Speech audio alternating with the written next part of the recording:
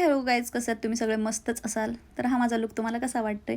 मी hair cut केला आहे. माझे एवढे लॉंग हेअर मी कापून टाकले कारण खूप घाण झाले होते.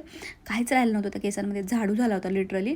तर मग मी कापला आणि कोणता कट केला माहिती आहे, बटरफ्लाय, जो ट्रेंडिंग आहे. पण ॲक्च्युली माझे केस आहेत खूप फ्रिझी झालेत, त्यामुळे तो दिसत नाही आहे. पण लुक तसा चांगला दिसतोय माझा. तुम्हाला कसा वाटतं कमेंट करून नक्की सांगा. आज होता माझ्या शोनूला नवऱ्याचा बड्डे आणि मग त्यासाठी मी चालले होते थोडंसं काहीतरी सामान घ्यायला.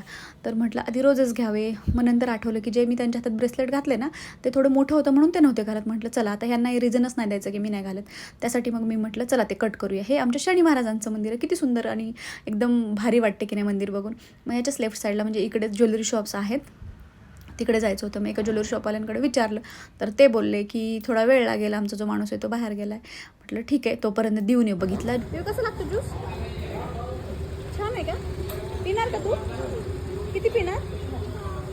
4-5 आता कसं पितो, कसं लागतं? यम्मी यम्मी लागतं.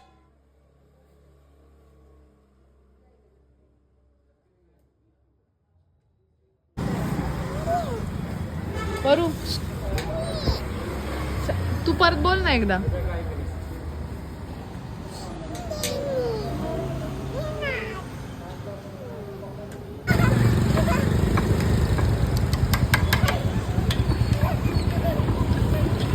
देऊ काय ग, काय ग देऊ?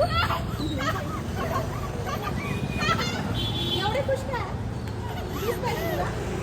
आवडलं ना? छान आहे का?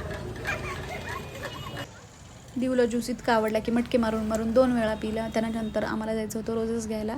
मग मी तिकडे गेलो आणि छान छान रोजेस होते, इतके मोठे मोठे बुके होते. पण माझ्या नवऱ्याला एवढा काही इंटरेस्ट नसतो, पण मला असं काहीतरी द्यायचं असतं. म्हणून मग मी त्यांना सांगितलं की मला छोटंसंच एक 4 मस्त रेड रोजेस आणि एक येलो कलरचा रोज टाकून असं मला रॅप करून काहीतरी द्या. मग ते बोलले ठीक आहे, 10 मिनटं वेट करा. मग तिथं पण वेट करत थांबलो आणि मी नखरे करत होते. तर देवी बघा ना मला कसला लाड, म्हणजे तिला म्हटलं तुम्हाला मारलं, मी रडण्याची ॲक्टिंग केली तर अशी पकडून पकडून मला किस करते. खरंच मुली असणं म्हणजे खूप मोठं भाग्याची गोष्ट आहे. तिचं माझा चेहरा थोडाही पडला ना ती लगेच नाराज होते. कशी दिसते मी कमेंटमध्ये नक्की सांगा. चलो बाय बाय.